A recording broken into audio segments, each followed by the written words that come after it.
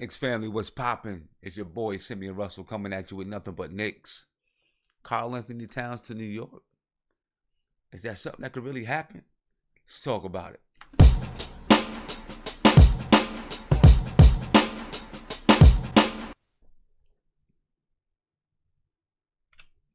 What's up, people? What's poppin' with you tonight? I'm glad we on. I'm glad you're getting on with me. For sure, we just seen the Cleveland Cavaliers come back, roll over Boston.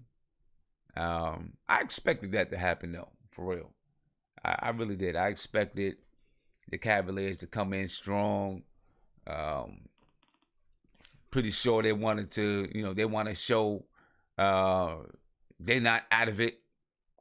Prove to the fans, prove to Boston, of course, they can still win this series. I'm not sure if it can happen, but hey, they came out and they did their thing tonight. Obviously, I'm not a Cleveland Cavaliers fan. I'm not a LeBron James fan. But I got to give credit where credit is due. We had his boys ready to go. As we know, he is the coach of that team. Regardless of Ty Lue being there, LeBron James is the coach of the team. You know what I'm saying? He's the guy. But that's a big win for them. They had to get this win. If they didn't get this win, it was done. It was over with. You know what I mean? It was done. So they pulled out a big win tonight.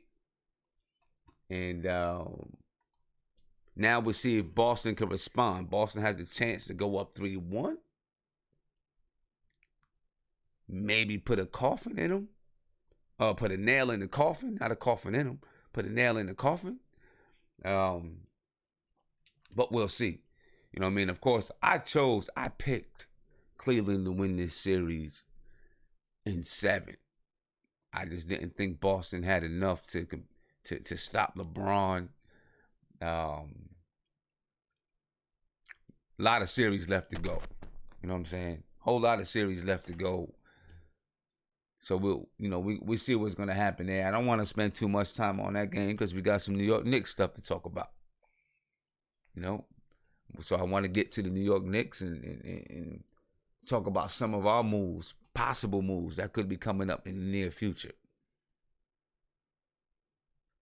Emmanuel, you say the Celtics just need to steal one game or the Cavs need to steal one game. Is that what you're saying? Which one you're saying?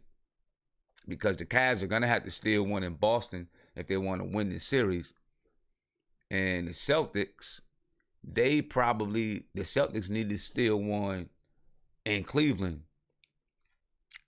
If I'm the Celtics, I'm eager to try to steal one in Cleveland. I want to get one in Cleveland because I don't want the series tied 2-2.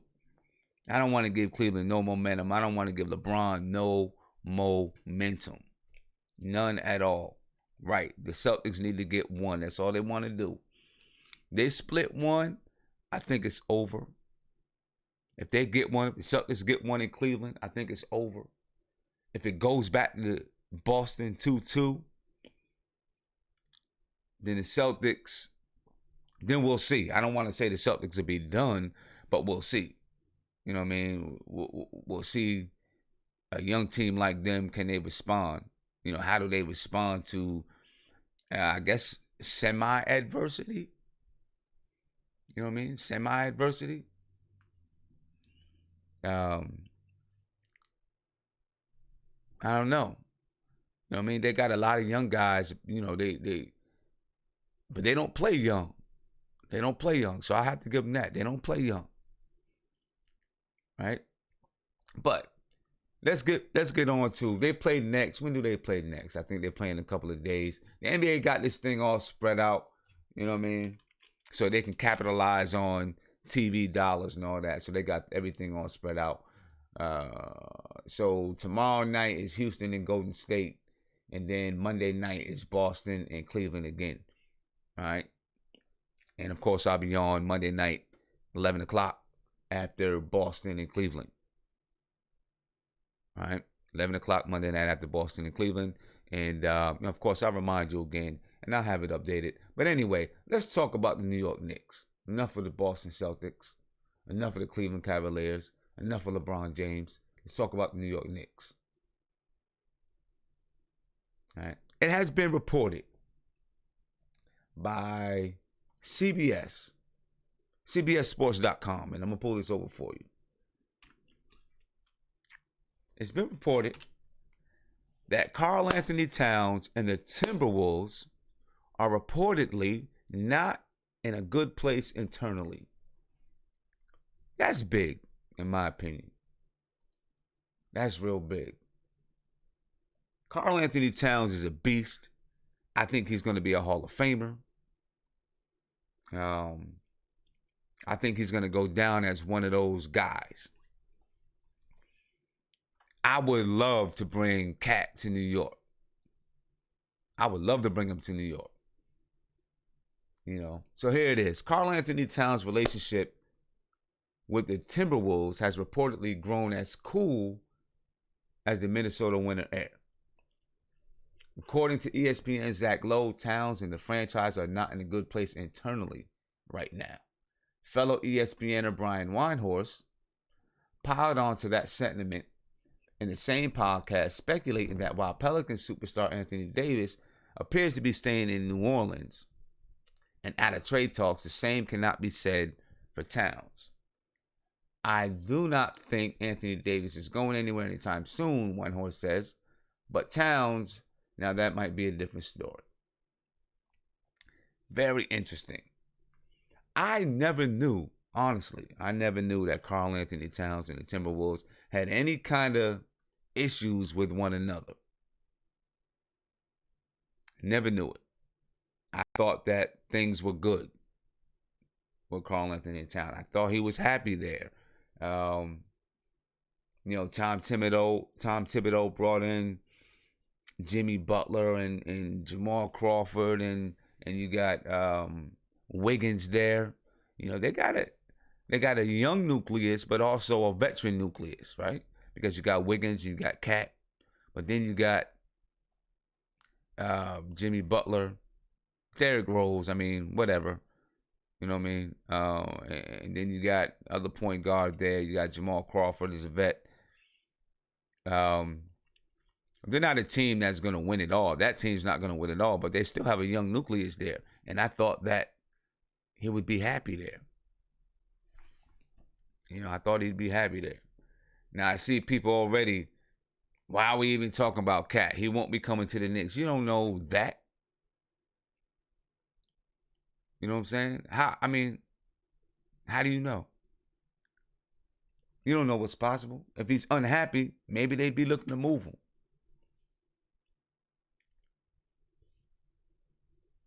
Maybe. But anyway, besides what people say, what people are thinking, what would you give up to bring in Karl-Anthony Towns?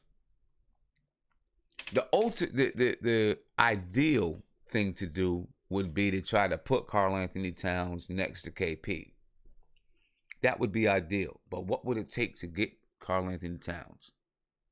Would you really have to give up the farm? Probably so. Right? You probably have to give up this year's pick and next year's pick to get Karl-Anthony Towns. Plus money that matches. Now, he's on his rookie contract, so the money that matches wouldn't be crazy. Right? But you'd have to, you would definitely have to make it worth the while for Minnesota. Right? So let's look at the salary for Karl-Anthony Towns. And, for those who already want to just shut me down or shut down anyone that's talking about Cat to the Knicks, hey, we got a right to think and dream and talk about what it could take, because nothing's out of the realm of possibility. Nothing is at all. It's not out of the realm of possibility.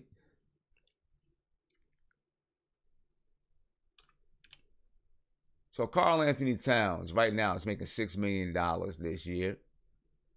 Well, he made $6 million this year. In 2018-19, he's just below $8 million.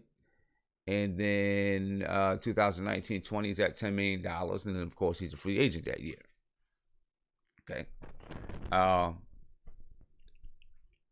if the Knicks really, if that relationship really is bad, and the Knicks really would want him, then of course they're gonna have to give up some stuff. They would have to give up something serious. Now, you'd have a lot of competition there, of course. Right? The Suns got the number 1 pick. I'm sure they wouldn't mind. They'd probably trade it for Karl-Anthony Towns. I would. Because Karl-Anthony Towns is a known commodity. You know what I mean? He's a known commodity. Any of those, the Suns, the Hawks, any of those teams in that top 3, any team above us, they'll trade that pick, I believe. I believe they would trade that pick to get Karl-Anthony Towns. So the Knicks will have to come with something very, very competitive. Really competitive. Really competitive. Now, I see people saying you give up the 2018 and 2020 picks. I think that you would probably have to give up. You're right there. You wouldn't be able to give up. You can't give up back-to-back years, so it would have to be 2018, 2020. Now, if you're talking 2020, would Minnesota even want 2020? Because then, if you're talking about KP and Cat together, then you're looking at a team that's probably going to have, at the moment, a mid to low draft pick in 2020. Minnesota may not be interested in that. Right? But there could be ways around it. The Knicks can draft that. The Knicks can draft the 2018 pick. And then not simultaneously, they can draft the 2018 pick and then trade that player to Minnesota along with the 2019 pick. As long as the Knicks draft that player, they can trade him. I believe I'm right about that. They can't trade the pick, because if you trade the pick, then Minnesota makes the pick. But you can draft the player and then trade the player. You know what I mean? So that's within the realm of possibility. So then you're still talking about the 2018 and 2019 pick. So Dwight Combs said, if Cat wants to come here, let him do so when he's a free agent. Now, this is the thing. I'm not saying that Karl-Anthony Towns even wants to come here, to come to New York. All I know, and from what I've read and heard, through listening to a podcast, is that Karl-Anthony Towns and the Minnesota Timberwolves are not on the greatest of terms right now, and it's within the realm of possibility that he's traded. Right? And if it's within the realm of possibility that he's traded, then the Knicks may have assets to trade him, to trade for him. Right? Because we have our draft picks, and we do have a couple of young players that maybe they'd be interested in. My question here: would you trade Porzingis for Towns? The ideal situation, and big shout out to Robert Paris. Matter of fact, Robert, I didn't get a chance to shout you out on the last podcast, or the last show. I'm sorry, but big shout out to Robert Paris for the super chat. You say KP has to be involved in recruiting. Well, this is the thing though. If we're talking about a trade, then you're not really recruiting Karl-Anthony Towns. You're trying to work with Minnesota to pull off a trade. Would you trade KP for Karl-Anthony Towns straight up? It probably wouldn't be straight up because KP has an injury, right? And so you don't really know what KP is going to be after the injury. Is it going to be the same KP? Is it going to be better? Is it going to be worse? We don't know what he's going to be. You know, so you would have to probably still add a draft pick, KP in the number 9 pick or something like that, or maybe KP and you swap picks with Minnesota, somewhere around there, right? The salaries should offset each other, right? KP is making $6 million this year, $8 million next year, $10 million the year after that, and KP is on a similar salary scale.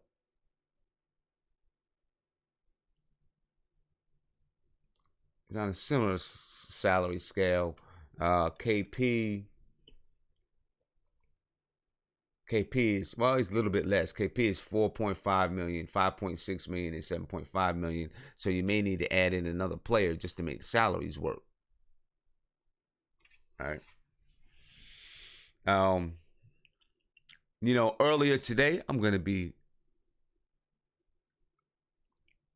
I don't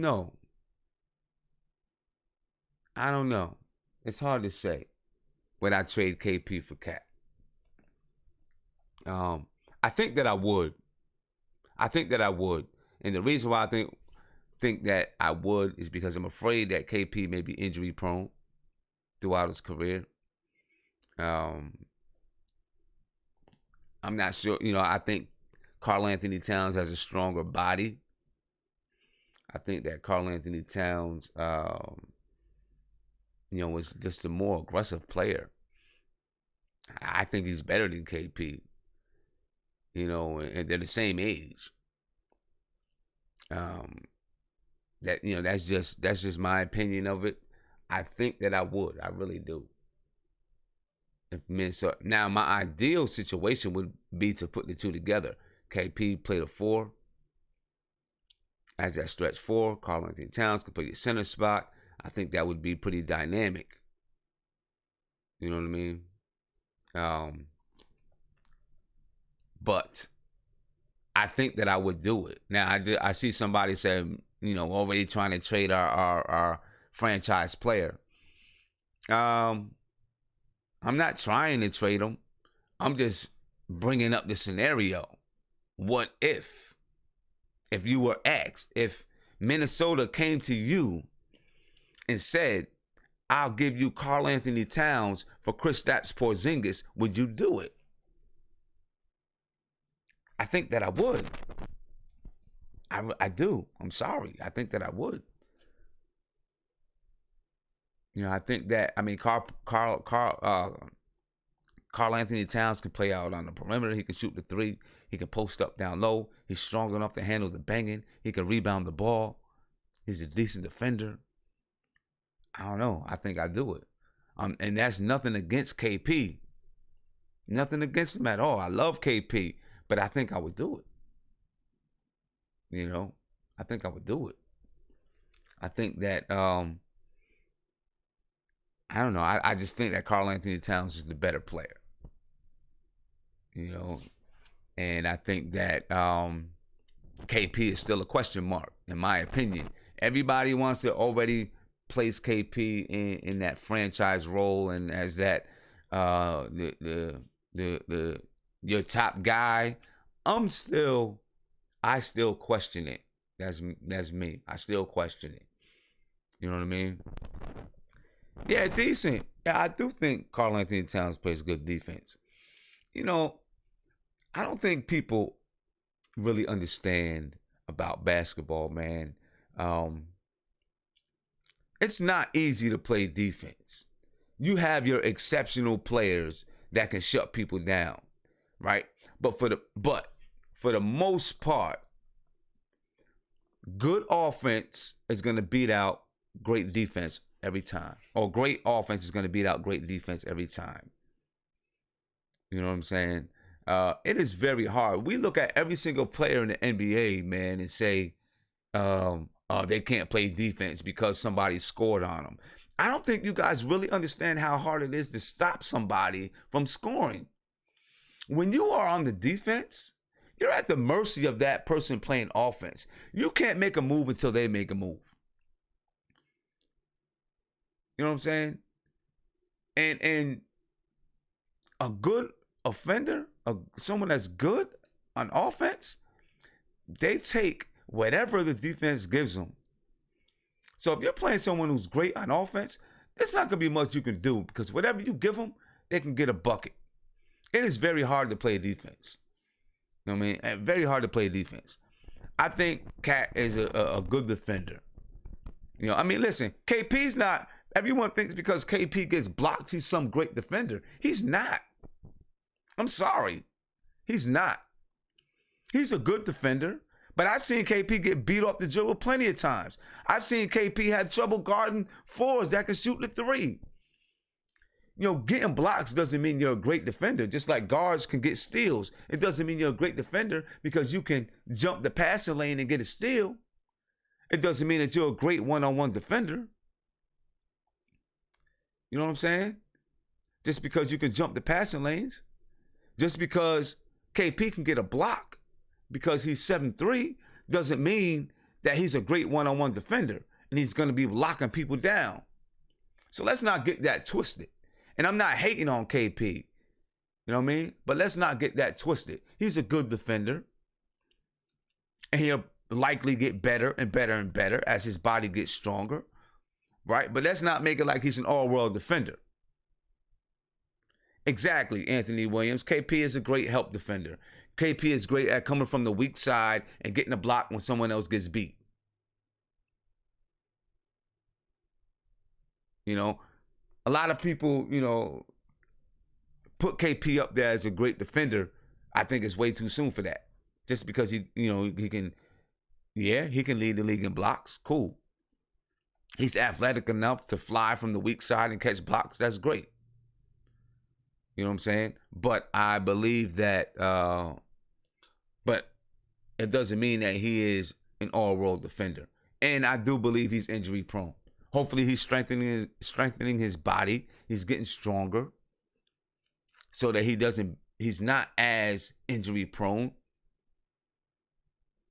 But right now he's been injury prone. And there's a lot of questions, like Emmanuel is saying. I agree with Emmanuel, agree with you 100%. There's still questions about KP, questions about his body, questions about can he be the alpha dog? Having an alpha dog mentality, having an alpha dog attitude doesn't make you the alpha dog. In order to the alpha dog, you got to display it on the court. And in my opinion, he has not done that yet. I'm sorry. He hasn't done it yet. He hasn't displayed that alpha dog on the floor. Just because you say give me the ball don't mean you're going to get a bucket. Just because you think that way doesn't mean you can implement that on the floor. You know what I mean? KP hasn't done that for me yet. I haven't seen it yet. And again, I'm not hating on KP. I know he's a young guy, he's growing, and he can become that player. He has the mentality, I believe. He has the will, he has the attitude, right? But I haven't seen it on the floor yet. He has the right tools, but he's got to make it happen on the floor. I disagree with that about Towns. I think that Towns can go get you a bucket. I think Towns can go get you a bucket. I think Towns can take you in the post. Towns can take you out on the three. He can shoot the mid-range game. He can handle the ball sometimes if he needs to. I don't know. You can't front on Karl-Anthony Towns. I would make the trade. I'd make the trade. Now, of course, if there's, let me say this. Let me back up a little bit. I'm not gonna say I would straight up make the trade. I'd have to see what else is involved. You know, if they wanted Karl-Anthony Towns, KP, if they wanted KP, the 9th pick, and the 2020 pick, that's too much. If it's KP and, some other players, maybe. KP in 2020 pick, maybe. KP in 2019 first round pick, maybe. I think I'd do it. Jonathan Raymond, you said I act like KP can't do all of that. No, I'm not acting like KP can't do all of that. I'm saying I haven't seen everything yet from KP, where I've seen it from Karl-Anthony Towns, Karl-Anthony Towns is ahead of KP in their development, but Karl-Anthony Towns and KP are the same age. You know what I'm saying? So they're like, they're right here. They came in the same time at the same age, but Karl-Anthony Towns is already above them, in my opinion. You know what I mean? In my opinion. Is this likely to happen? Probably not. Probably not. But I think it's something was worth questioning, especially right now. And I think maybe some people's arguments would be better if KP had not gotten hurt. Right now, with KP being hurt, and you have that question mark,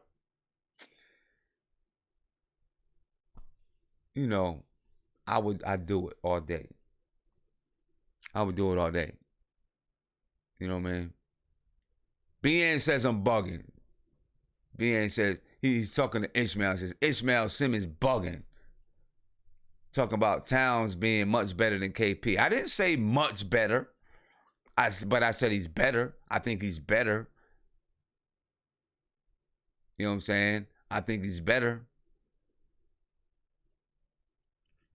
I think he has a better NBA body. I haven't seen him dealing with injuries. I mean, let's be real. How many seasons has KP played 72 games or 75 games? KP is injury prone. And I feel like he may be that his whole career. I feel like he may be injury prone his whole career. You know what I'm saying? I really do. You know, J.R. Will, you say Cat was horrible in the playoffs. That's okay. Plenty of people are. It happens. You know what I'm saying? He's a young dude. He's going to learn. He was in the playoffs. At least he's going to learn. You know what I mean? He's going to learn. I think that was his first year in the playoffs, right? First year in the playoffs. Come on, man. You got to let that kid learn a little bit. Has KP even been in the playoffs? Has KP even sniffed the playoffs? We have no idea what KP would do in the playoffs. As a matter of fact, teams like Boston was smacking KP around, pushing him around the floor, pushing him down.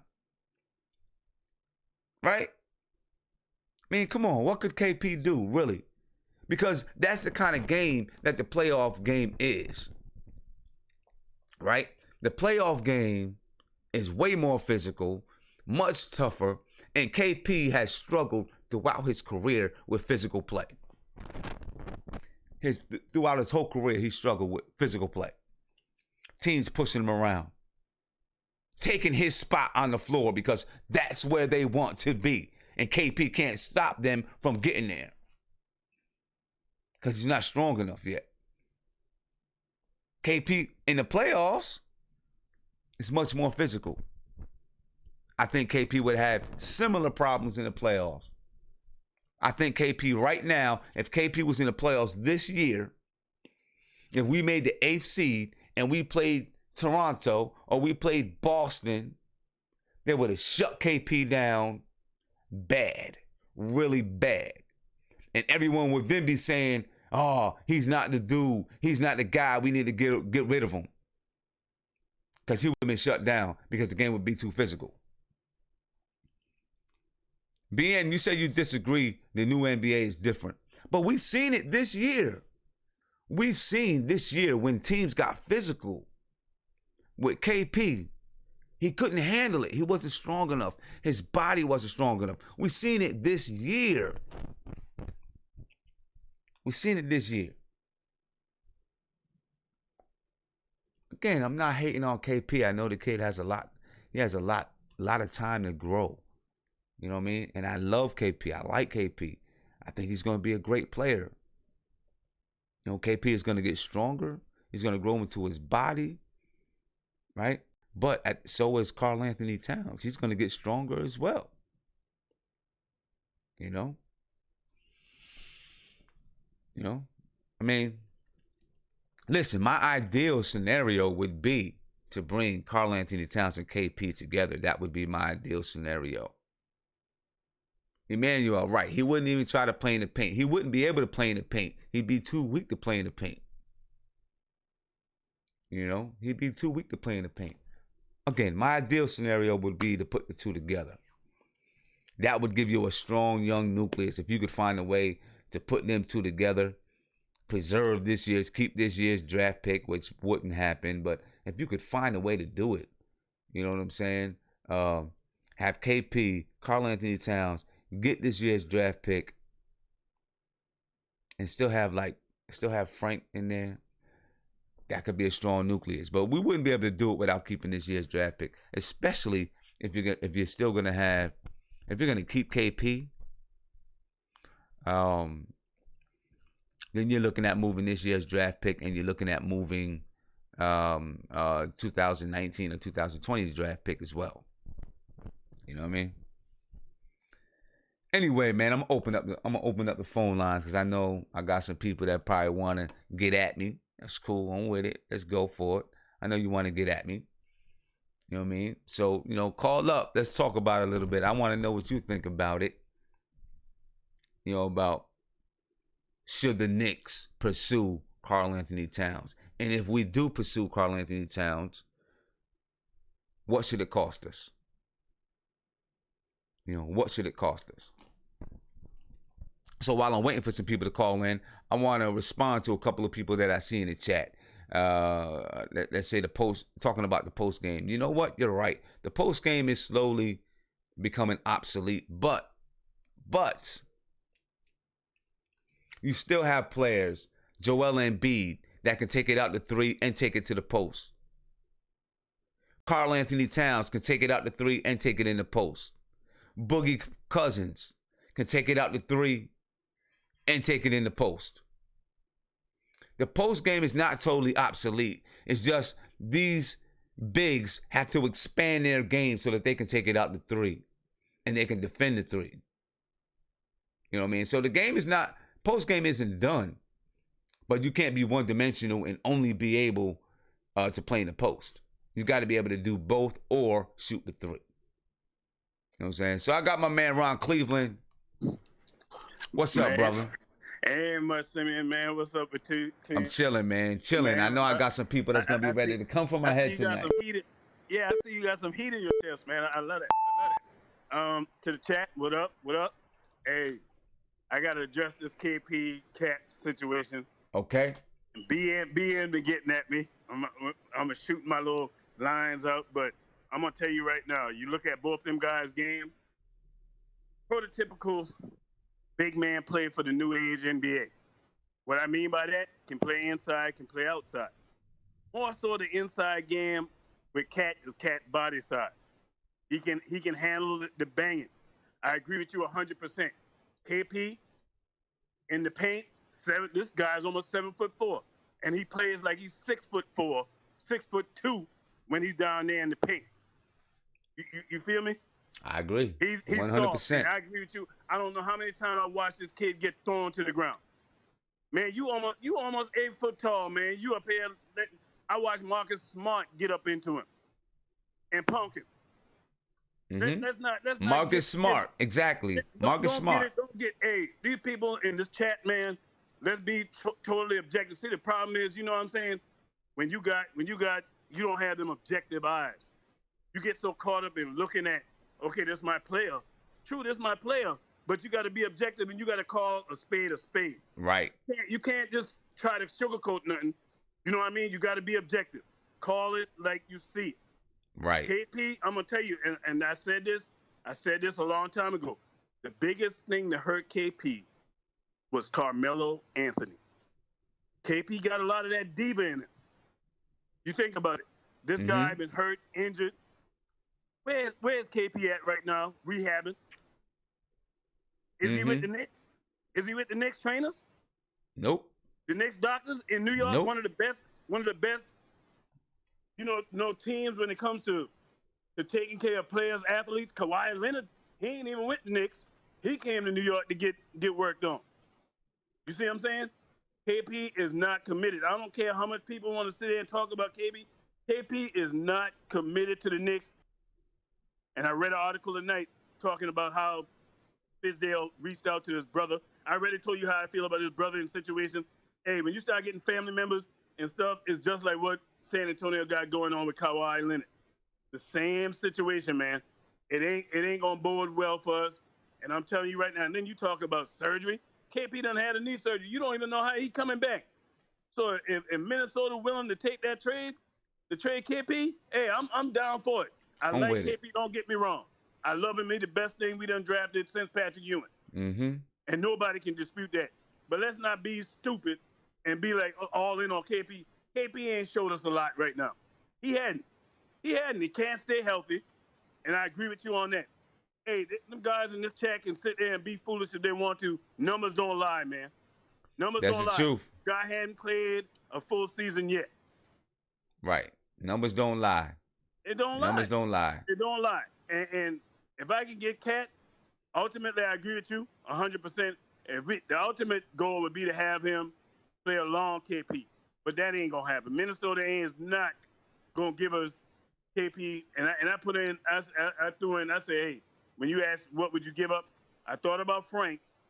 I said, hey, send Frank. I hate to give up Frank, but I know they're going to want something.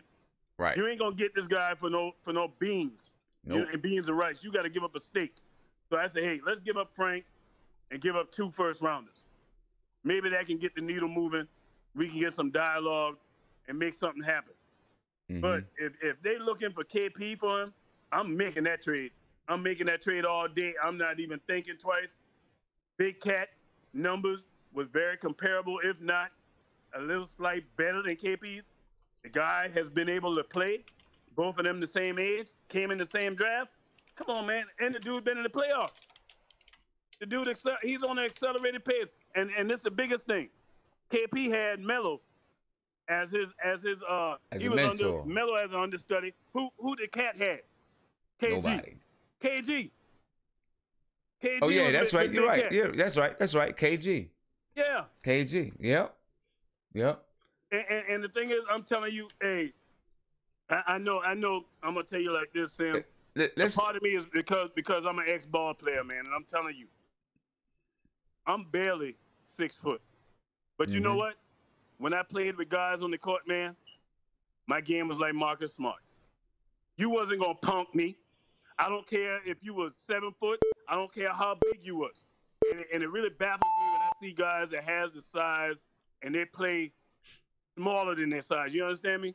Mm-hmm. You know what I mean? Just play ball, man. Yeah. Play ball. Basketball is more of a want-to and more of the ability to know the game from the mental aspect than more of the athleticism. And I hear people talking about KP coming in and getting these block shots, man. Having them block shots is coming off of help defense. It's not no playing his man one up because the man is bumping him and knocking him off the spot. Yeah. And going right over the top of him. Rudy Gobert dragged him. Let's be real. Let's be real, man. You got eyes, man. If you got eyes and you know the game of basketball, you're going to call it like you see it. Yeah. And don't try to be so caught up with the fact, oh, yeah, we drafted him. A lot of players get drafted, but they're trash.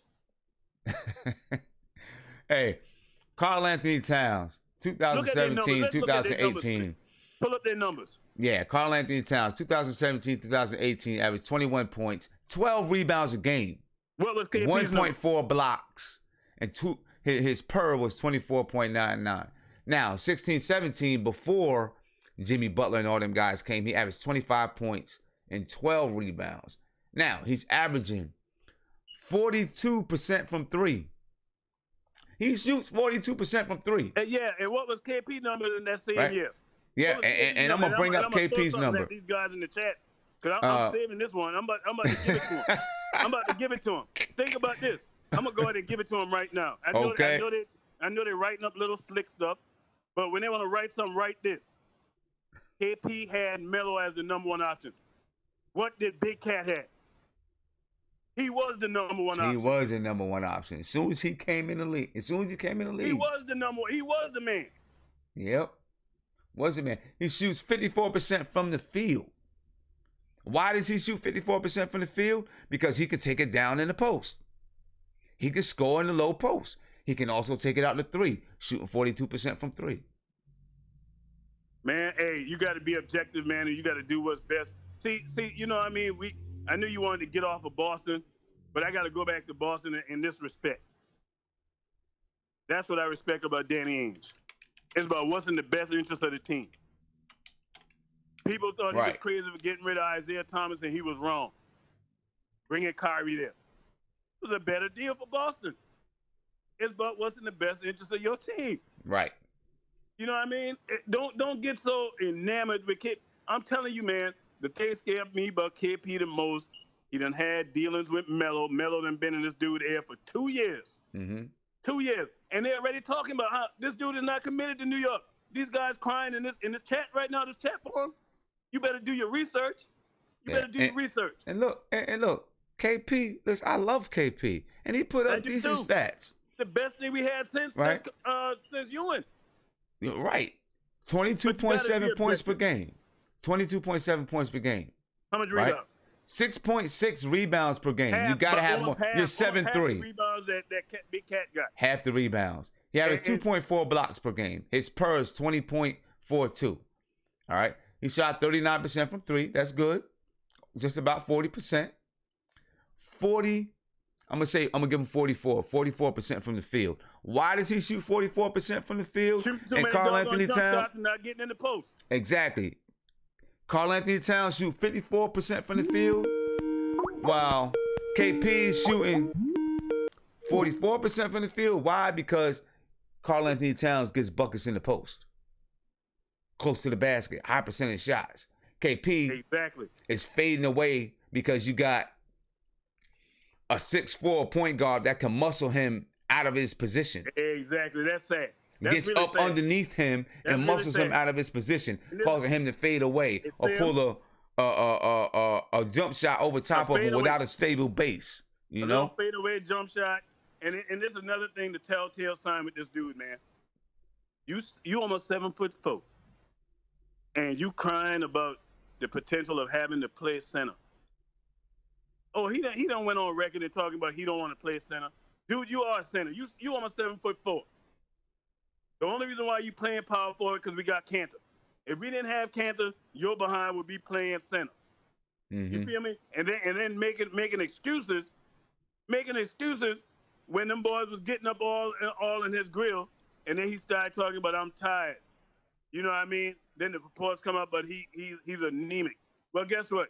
People that are anemic do the things that they need to do to be able to continue to progress and do what they got to do on a day-to-day basis. Don't make no excuses. Do your job. Do your job. And my biggest fear with that dude, man, is the fact that Melo has contaminated KP big time because he got a little diva in him. I don't care. People may not want to agree with it, but you can see it. He got a little diva in him. He got it in him. He got a little bit of it in him. And his brother got a lot of it in him, and he don't even play. But guess what? That's his brother, and that's his agent. Mm-hmm. Think about it. Remember the guy said, if anybody think about trading for KP ain't committing. He'll be a free agent. You talking about free agent, you ain't even halfway through your contract. So what that tell you? Is he committed to New York? All these guys in the chat keep talking about not wanting to trade him. Hey, KP the type of dude that'll leave you at the altar. Yeah. Hey, man. Hey, Ronald, thank you for the call. I appreciate it. You helped me back up my point. Man, it ain't I know we got some. Upset, man. It's about what's right, what's wrong, what's real. That's it. Ain't real. The truth. That's it. Truth always gonna be the truth. A lie will change every time. You understand me? But I know we got some people that want to come in and prove the opposite point. So I want to give them that chance. Yeah, even though I don't agree with them. I'm gonna be watching and listening. Yeah. All right, man. Thank you for the call, bro. Appreciate it. Hey, man. Much love to the chat. Much love to the Knicks, man. Hey, we may have a difference of opinion, man. I still love y'all, man. We all Knicks fans at the end of the day. Yes, sir. Oh, sorry about that, Ronald. I accidentally picked up the next call. But, hey, next caller, what's going on, man? What's popping with you, bro? Yo, it's Rafi again from London. Yeah, Rafi, what's up, man? Yeah, I'm good. I just literally got on the show right now. I'm only going to be on for 5 minutes, but I had to get on the show. Obviously. I just want to talk about Cantor a little bit. Cantor? Yeah. Everyone's talking about I don't like the games that he's playing. It was a bit funny at the beginning, but the games that he's playing now, it's like just shut up and just wait until July 1st. If you're gonna opt in, opt in. If you're not, don't. But personally, I got two things about Kano. So if he opts in, I want to see how he works under Fizdale, if he improves his defense. If not, then we can let him go. But if he doesn't opt in, and I would want to sign him, but not for more than 10 million a year, and he has to agree to come off the bench because his defense is not up there right now. Okay. And unless Fizdale can bring it up, I don't want him starting. So, and we saw what, and now I understand why Sam Presti and everyone in OKC wanted him to come off the bench, because that well, there has Steven Adams obviously, but that defense is that off the pick and roll. I can't. I just can't defend. I can't even defend him for it. But if he would, what do you think about that? If he's coming off the bench, would you not want him to come back? I mean, Cantor. I would. It depends on the price tag. You know what I mean? Everything depends on the price tag. We got to make sure we're spending the right price for him. But if he opts out, if Cantor opts out, then I want to save that money. I want to use that money for something different. If he opts out. But I want to ask your opinion about KP and Karl-Anthony Towns. Ooh, see. What is your opinion? Would you trade KP for Karl-Anthony Towns? Okay. Karl-Anthony Towns is, I have to be honest, like the last caller said, yeah, he was spitting some truth, but I have to be honest, Karl-Anthony Towns is obviously better. But the thing is, with the way the league's going, I know Cat can score 3-pointers, but not like KP. KP's shot is just smooth. I know his shot IQ is not there. He needs to work on his shot selection. But Karl-Anthony Towns shot 42% from three. KP shot 39% from three, which is not bad. It's good. But Karl-Anthony Towns shot 42%. Yeah, but then if you see the way he's shooting it, like that's what I was just saying. Like his shot IQ needs to improve. So he needs to be KP. Like, some of the shots he was taking were just like from half court. Sometimes it was going in, but then I was still a bit upset. It's like, why would you risk that? You need to be smart. I want him. His post offense is good, obviously, so he needs to start getting down there. And the caller was right about him getting upset about playing center, because he needs to start. The only reason why he wasn't playing center was obviously because of Kano. You're right. He was right. But if we have the chance to get Cat, we have to get him. I can't. That's what I'm saying.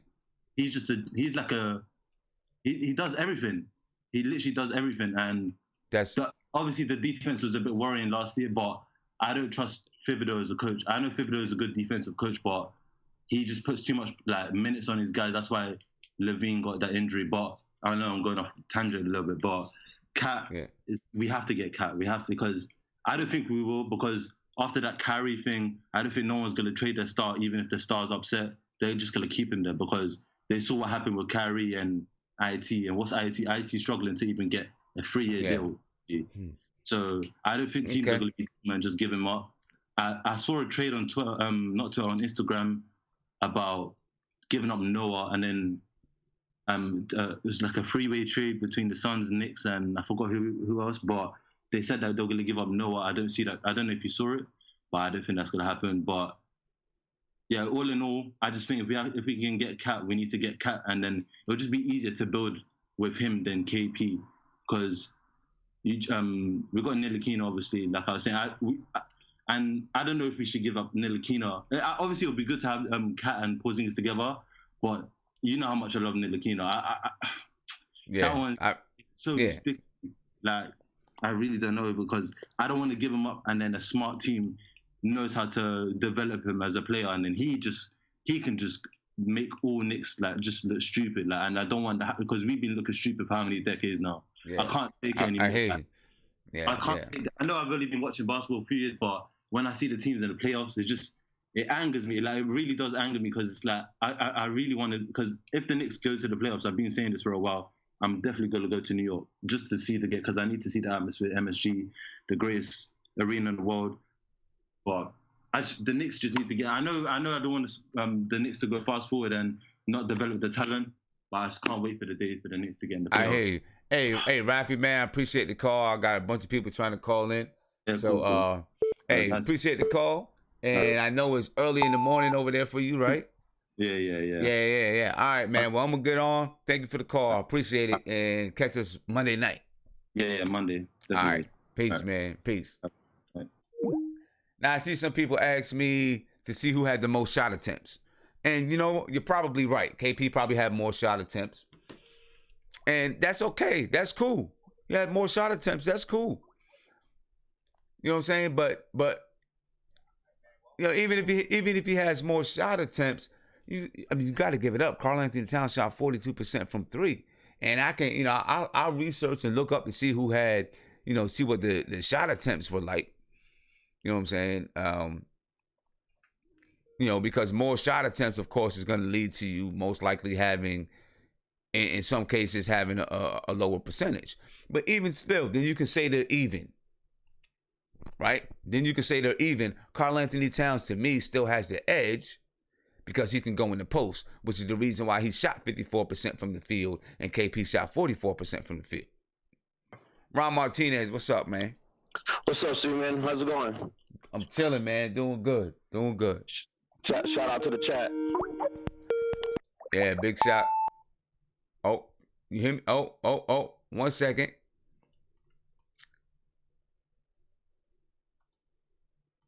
Hold on. I made a little bit of a mistake. I got Ron on hold, and then I got Tony Crow in here. I didn't mean to have Tony Crow in there. So let me resume the call. Okay, Ron Martinez, here we go. What's poppin', man?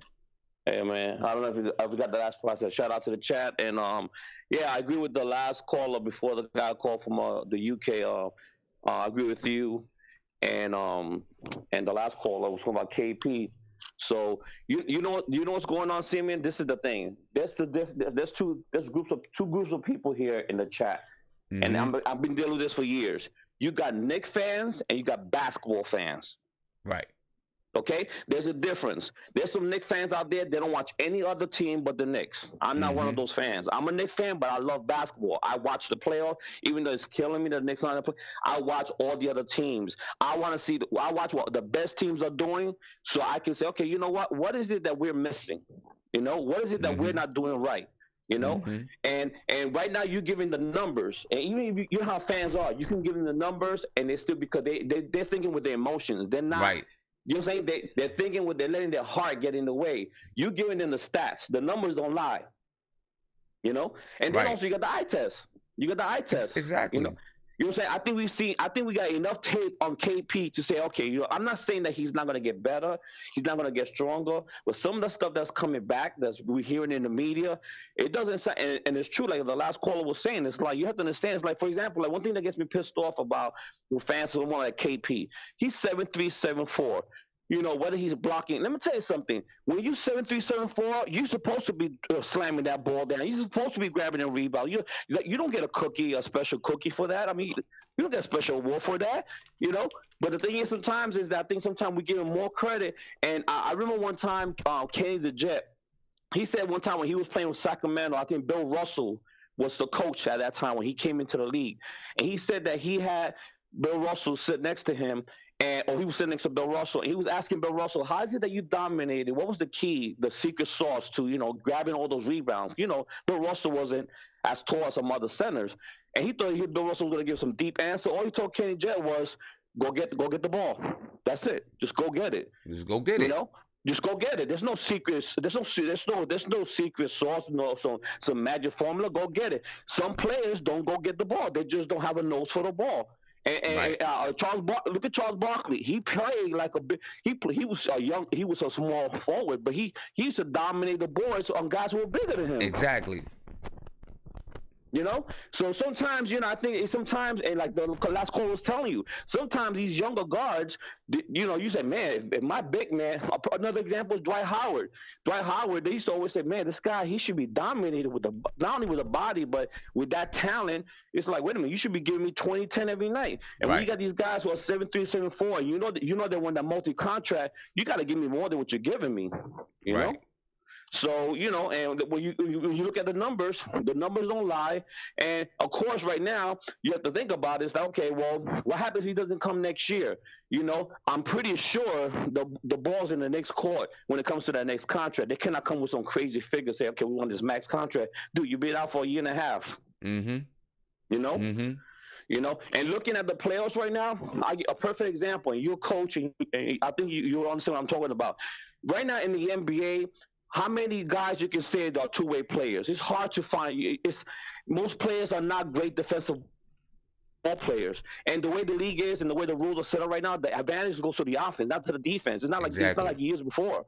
You know, so if you look at it right now, look at Golden State. Golden State is considered a great offensive team, a great defensive team. But how do you get Golden State into trouble? They like to switch. Where you have to have an offensive team like Houston. We look at the kind of trouble they cause with all the switching. They try to get what, and then next thing you know, they got Curry on an island, and get to the point like, look, brother, we can't help you out, man. You got to take this guy one-on-one. But if you don't have an offensive team that can put that kind of pressure, what you gonna do? You need offense. You know, it's not just defense. You need offense, and people talk about, the defense is not like before. You know, they don't call the game they used to before. So right now is you got to have an offensive team. And one thing I think people are going to be shocked. I'm not saying it's going to happen, but people have to remember, Scott Perry did not draft Frank Ntilikina. He didn't draft. He's going to build his team. You know, and.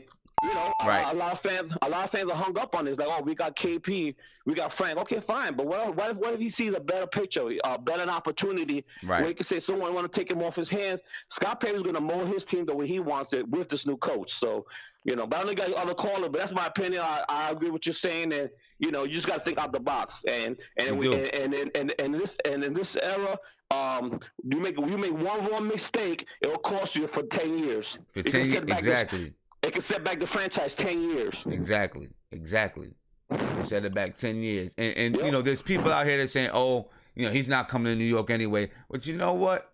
When you have some assets, it's not off the table.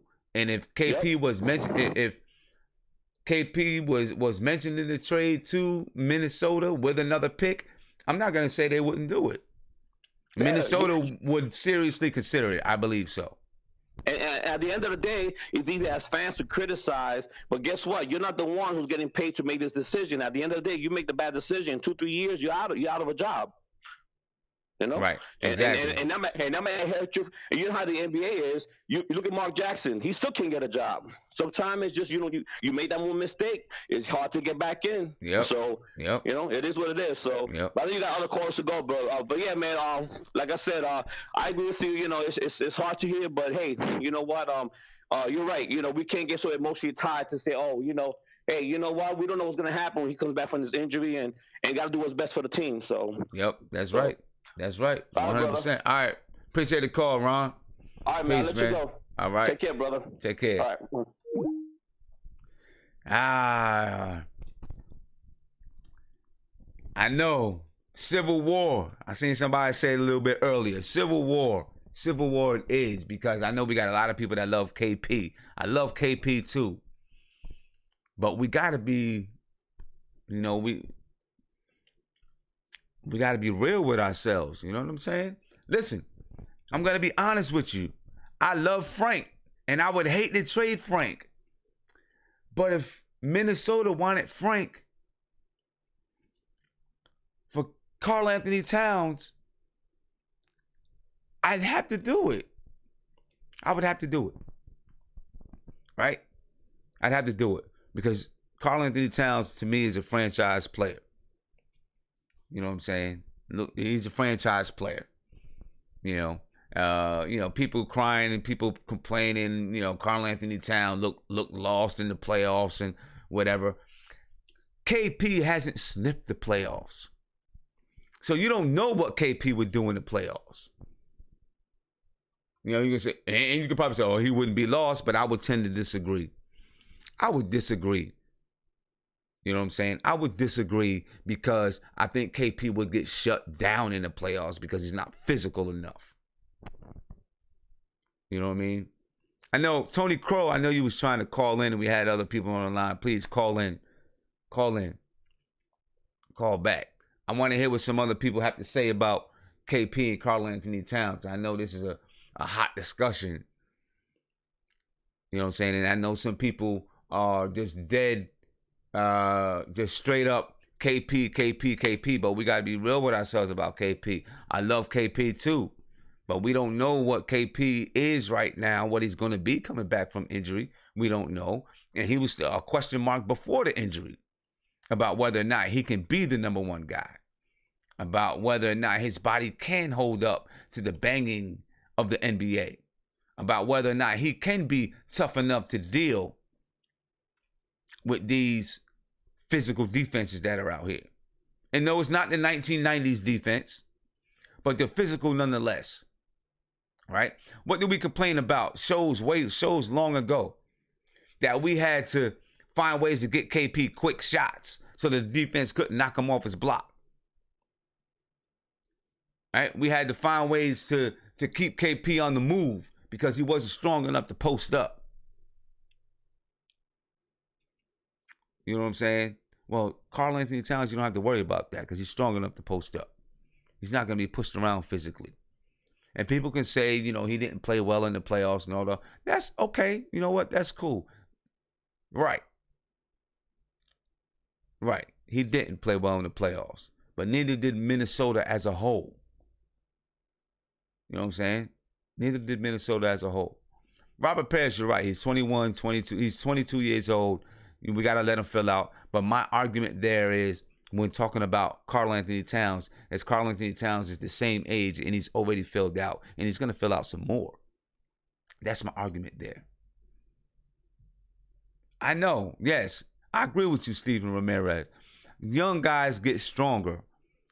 So does Karl-Anthony Towns is a young guy. He's not an old guy. You know what I'm saying? He's not an old guy. He'll get stronger too. That's the thing. You know, now I see someone says that I'm always preaching about defense and I want Karl-Anthony Towns. Like I said, Karl-Anthony Towns is not a bad defender. You know what I'm saying? You say Karl-Anthony Towns is strong mentally. I disagree. I think Karl-Anthony Towns is just fine. Just because he had a bad playoff series in his first playoffs, right? You want to say he's not strong mentally? I mean, the kid can straight up dominate a game when he wants to. I have not seen KP just straight up. I've seen him hit the ball from three, be hot from three, and drop 30 points. That's not dominating the way someone like Karl-Anthony, the way I've seen Karl-Anthony Towns dominate. I've seen Karl-Anthony Towns dominate through scoring in the post, hitting the three, hitting the mid-range, grabbing 14, 15 rebounds, all at the same time. KP's barely going to get you 6. You know what I'm saying? So, it is what it is, man. You know, this argument is going to go on for a while, especially if anything does happen, this argument is going to go on. And I want to give a shout out to Siobhan. Siobhan hit me up with 2 super chats. Says, Cat is going to Phoenix for the number 1 pick. That's very highly that's very possible. I would say that's very possible. Then you say Memphis is looking to trade the number 4 pick. I'll talk to them. Okay, let's talk about that. Let's talk about that because now, people want to move on. I'm with you. We can move on. We can move on. Let's talk about that. So Memphis is looking to trade the number 4 pick. So then, if Memphis is looking to trade that number 4 pick, who do we trade for it? What do we do to move up to get that 4th pick? Obviously, the number 9 pick is going to be involved, but then what other assets can we throw in there to get that number 4 pick? I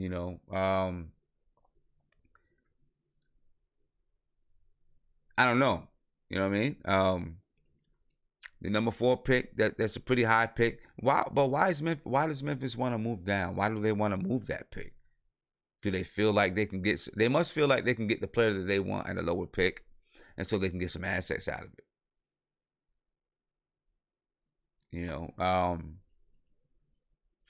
I wouldn't be opposed to trying to move up in the draft.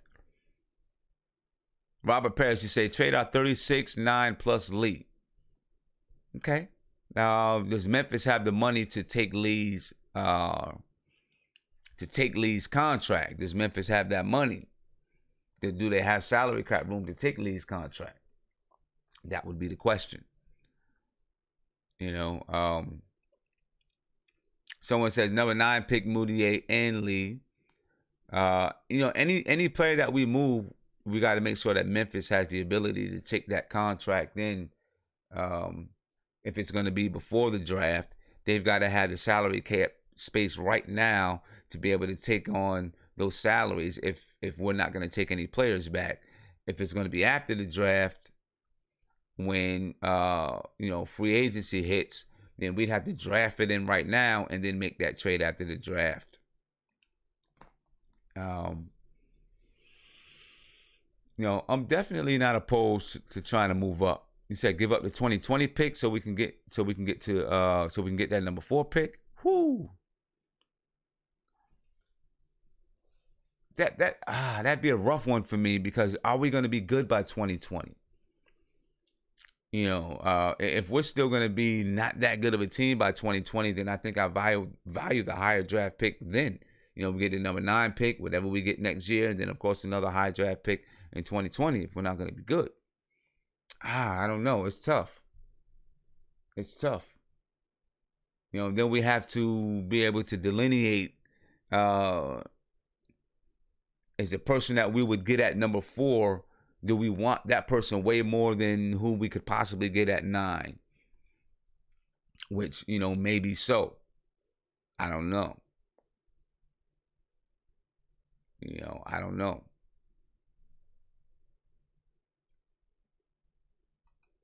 So, the Knicks are going to be making some moves.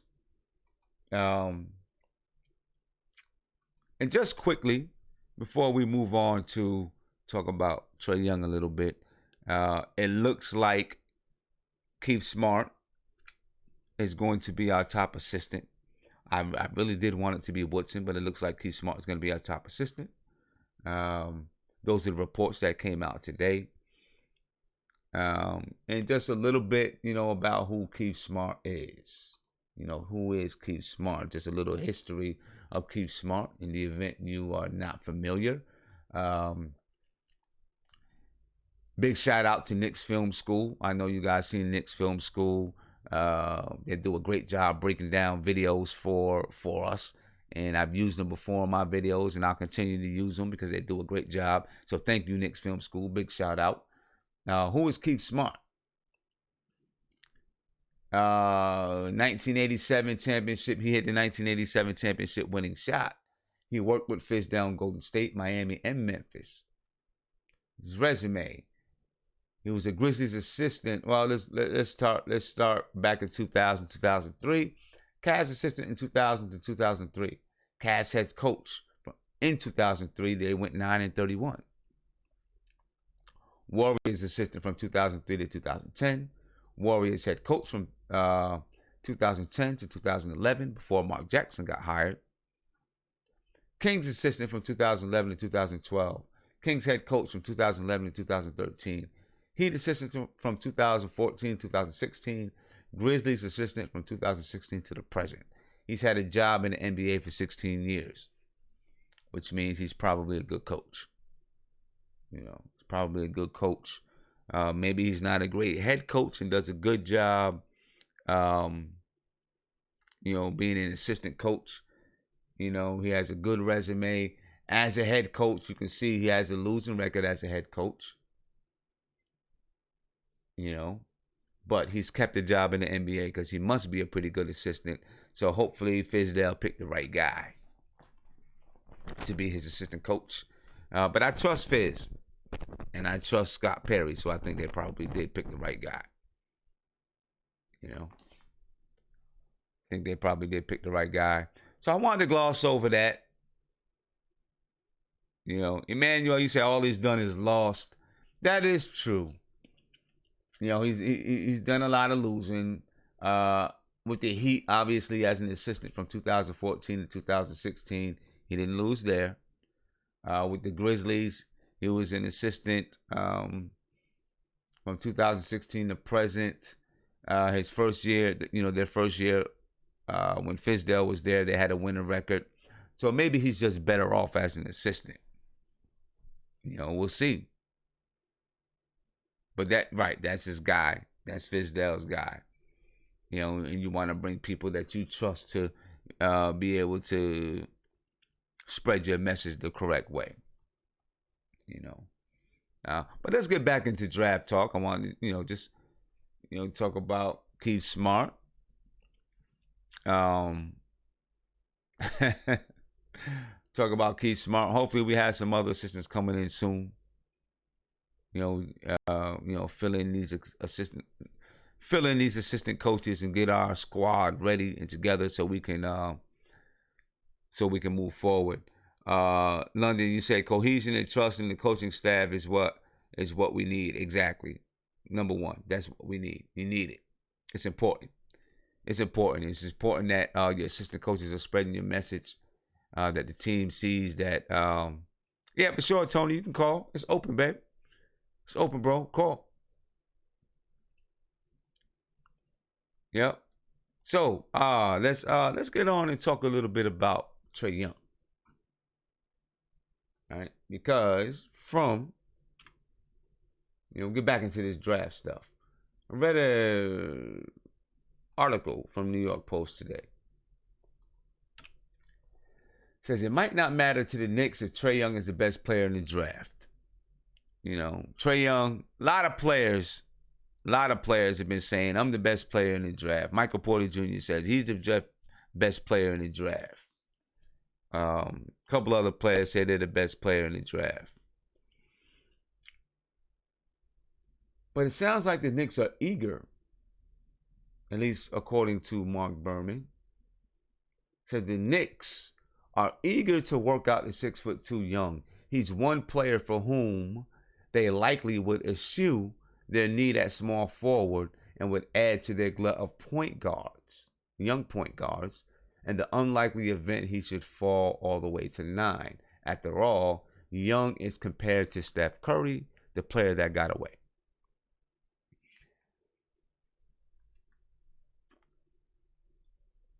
Would you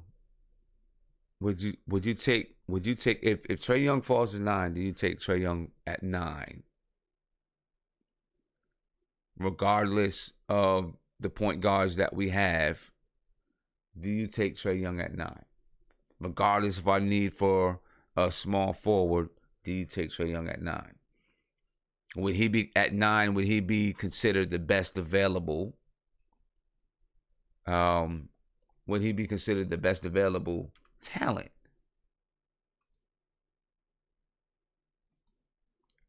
Tony, I should be good. Should be good. Keep trying to call in, or maybe refresh whatever you have. Keep trying to call in. But are the Knicks eager for Trae Young? Would you take him at that spot? Yes. I see someone said nah. Some people says yes. Emmanuel says no. J.R. Will says no. The kid averaged 27 points, 8 assists.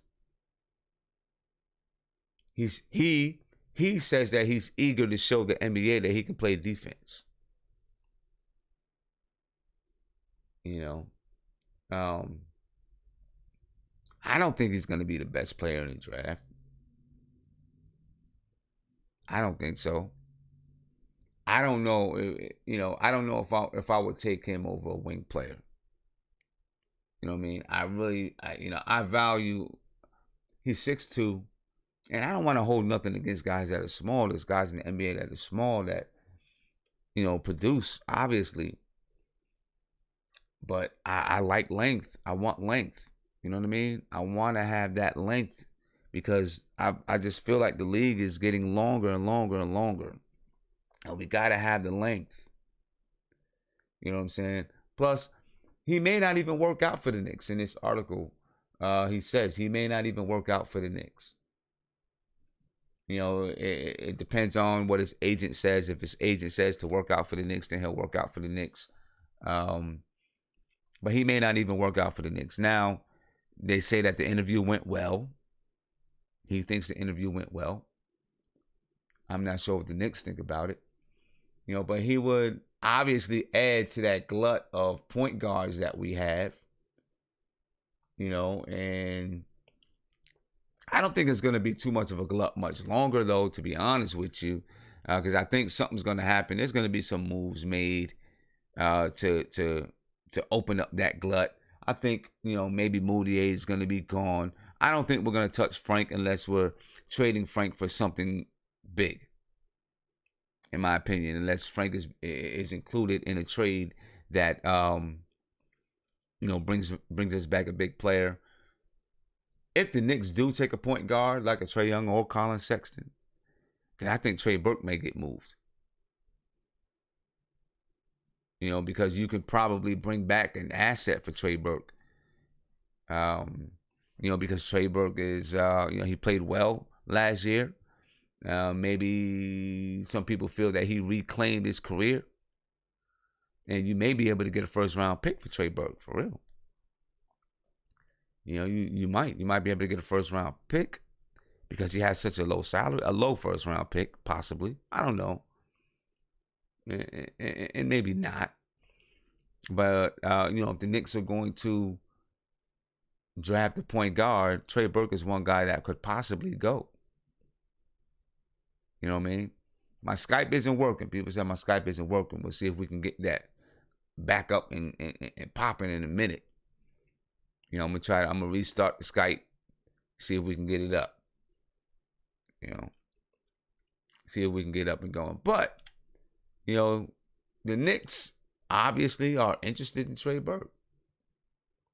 They're obviously interested in him, and they may make a move to get him. Or if he's there, they may try to pull him in if he's there. Try to give me a call again. All right. I just see here it says Tony Crow is a voice message received from Tony Crow. Try to give me a call again on the Skype. See if we can get it back up and working. I just opened it back up. Hopefully we can get it working. If not, then we may have to put the calls on hold until next time. But try to give me a call again if you can. I don't know why it would say that I'm unavailable. Should be available. How about this? I'm gonna try this here. I'm going to call Tony Crow. Tony Crow, I'm calling you right now. All right, if you can hear it, pick it up for me, bro. All right. But anyway, the Knicks are eager to interview Trae Young. Eager to work out Trae Young to see what Trae Young has. To see if he could be a guy. Trae could be a smokescreen. So why would Trae be a smokescreen? That's what I want to know. Why would Trae be a smokescreen? A smokescreen for what? Smokescreen for what? Just to put it out there so that possibly it can dictate some other trades or something like that. I don't know. I still think the Knicks need to target a wing player. That's still my thing. I think the Knicks have got to target a wing player. If Michael Porter Jr. is available at that spot, then I think you go ahead and get Michael Porter Jr. If he's available there. Smoke screen for Sexton. Oh, so basically we talk up Trae Young, but then but we're really interested in Sexton. Huh? But is Trae Young even going to be there at that spot anyway for us to worry about? Is he even going to be there at that spot? I don't know. Probably not. I'm not too worried about him because I really am interested in bringing in a wing player. I know Scott Perry, Steve Mills, and them guys said that they want to bring in the best possible player, but I really want to bring in a wing. I think a wing is what we need. And you can I do understand. Well, okay. I think the best talent available for us is going to be a wing. Let's put it like that. That's my opinion. I want to bring in a wing, but I also think the best talent available for us is going to be a wing. Now, I do understand bringing in the best talent available because we're collecting assets. So if there are wing players available, and let's just say, for example, Mo Bamba slipped to number 9, then you take Mo Bamba, right? Because he's the best talent that's there.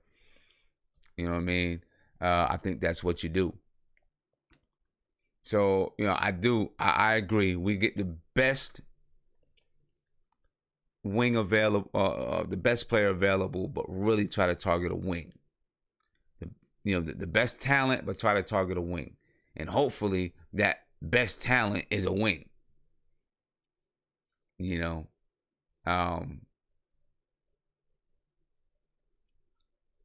So, I think that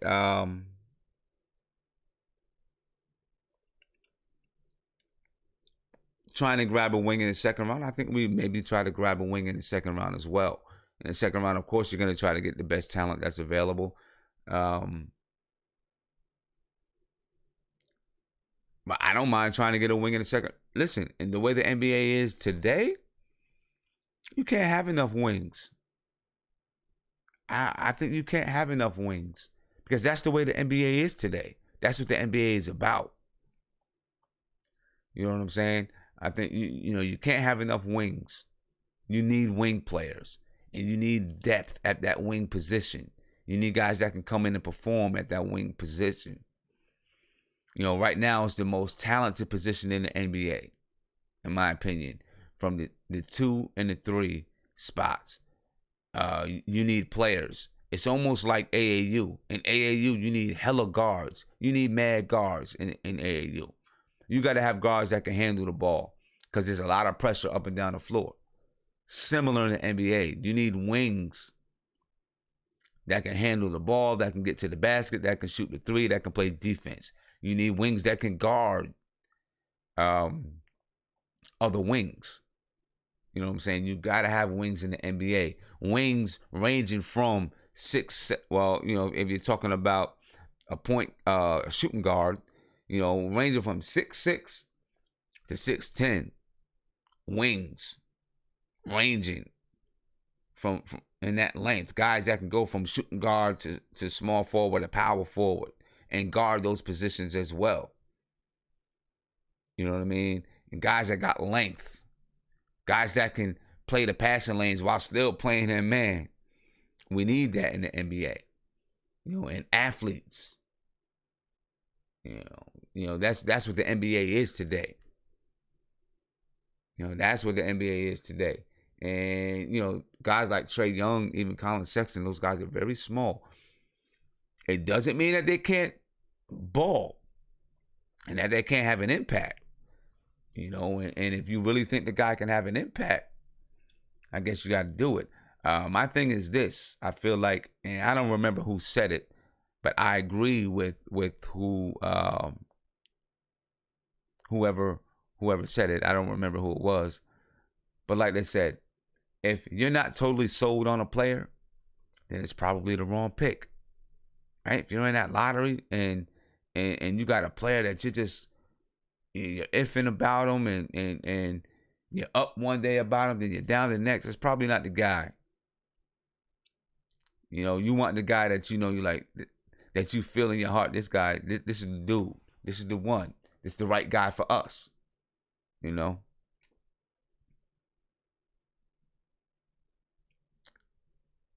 So, a lot of things moving forward. The combine is over. Now we're really going to move into workouts. Hopefully we can get some video of the workouts. And, for the next month, the Knicks will be conducting workouts with players from, that possible players in the second round, possible players that they can get who will be undrafted, and, of course, possible players in the lottery. Michael Porter Jr., is working out for the Knicks, or either worked out or is going to work out for the Knicks, because they believe it's possible. Obviously, if his people didn't believe that it was possible that he would drop to that 9th spot, they wouldn't have him work out for the Knicks. I believe the Knicks will be very, very high on Michael Porter Jr. And if he's anywhere near, if there's any possibility that the Knicks can get him, I think they might try to make a move for him. You know, J.R. Will, you say you're not sold on Tim Hardaway Jr. You know what? You know, I've been iffy about Tim Hardaway Jr. all year long. And if something good came along in the draft, I let the brother go. You know, if some kind of trade or something like that came along, I'd move Tim Hardaway Jr. Without a gasp. You know what I'm saying? If the right trade came along, I wouldn't think twice. I'm sorry, I know there's a few Michael Porter, Tim Hardaway Jr. fans out there. I will say that, you know, going towards the end of the year, he played very, very well. I like the way that he played. I like the things that he was doing. I am very interested to see how he can work with Fizdale and what Fizdale and Keith Smart now, to see what those guys can do with him. But if the right thing came along, I'd let him go. You know, I would definitely let him go.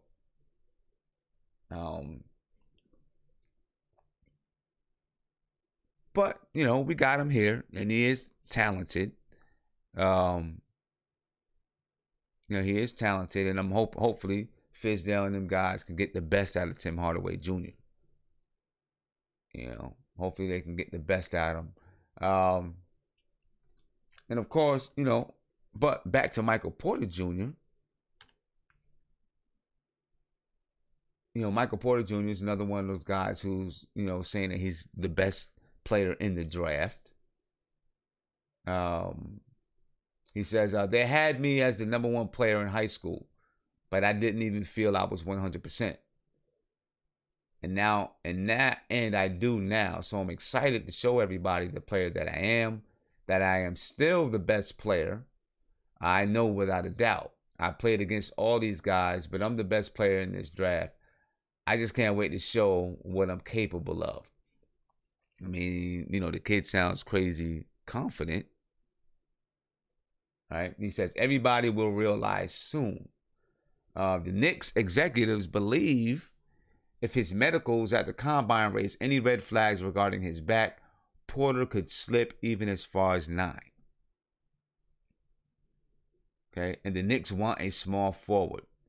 Porter, in discussing the New York Knicks, says, I loved meeting with them. They knew everything about me. It was cool meeting with those guys. When asked about David Fizdale, he says, he's an awesome guy. I really enjoyed talking to him. He was a real easy guy to talk to, and I just vibed with him really well. Yeah, exactly. Elevating. Every player says that, you know, he's not gonna say anything bad about the team because just if there's possibilities that he could be drafted by the Knicks or anything, of course they're not gonna say that, but the fact that he interviewed with the Knicks, he thinks there's a possibility that he could drop in the draft. And like I said before, if he drops in the draft, he's the kind of guy you got to get. Just imagine having a 6'10", 3, 7'3", 4. I mean, that's length right there. That's length. That's crazy length. And then a 6'5", 6'6" point guard in the future. Whew. Defensively, man, we'd be in the future. We'd be really, really tough. I remember back when KD was with OKC and they had Serge Ibaka there, and I was like, man, these guys are so long. It was almost impossible to get to the basket against those guys because they were so long. I could picture that if you have a 6'10" small forward. Of course, he's going to need, some developing. He's going to need some developing. and then you got a 7'3" stretch 4, and then you find yourself a 7-foot center, your point guard at 6'5", 6'6", and you have your shooting guard at 6'6". That's a lot of length on the floor. A lot of length on the floor. You know, and we need that right now. But listen, guys, it's late. It's 12:30 in the morning. I've had a long day. My granddaughter's first birthday party today. AAU tournament. We went 1-1, by the way. We got our third game tomorrow. We play 2 games tomorrow, guaranteed. If we can win this next game tomorrow morning, if we can win that game, then we'll have a very good chance at being in the championship, you know. So hopefully we can come out tomorrow, play strong defense, and get this win. But it's been a long day, busy day, so I'm gonna call it a night. I thank you guys for logging in. For those who could not call in, I really do apologize. I'm gonna have to I don't know, maybe Skype got jammed up somehow, so I'm gonna have to restart the computer clearly and make sure that Skype is up and running for the next show. You know what I'm saying? Dang. And mates, you said give the hat a rest. I mean, hey, I like it, bro. You know what I'm saying? I like it. Maybe I will give it a rest. I don't know. But anyway, I'm going to go ahead and log off. Hope you guys have a good rest of the weekend. Enjoy your Sunday. You know, get some rest, because then it's back to work on Monday. You know what I mean? But I'm out. Good show. We're probably going to continue, as long as this thing is up about Karl-Anthony Towns, we'll probably continue this debate with KP and Karl-Anthony Towns, and I'm looking forward to it. You know, I know I didn't get to hear from people who disagree, so I want to hear from you guys. So we'll probably pick this back up, because I know some of you guys want to throw some flames at me, and I want to catch them. So I'm out. Good show. I'll talk with y'all later. Peace. Have a good weekend. If you enjoyed this show, please hit the subscribe button below. Ring the bell. Get a notification anytime that I'm live. Follow me on Twitter. Follow me on Instagram. And I'm probably going to open up a Snap pretty soon as well, so you can follow me there. Follow me on Facebook. All right. Holla at me Monday night, 11 p.m., so we can talk some more New York Knicks. Peace.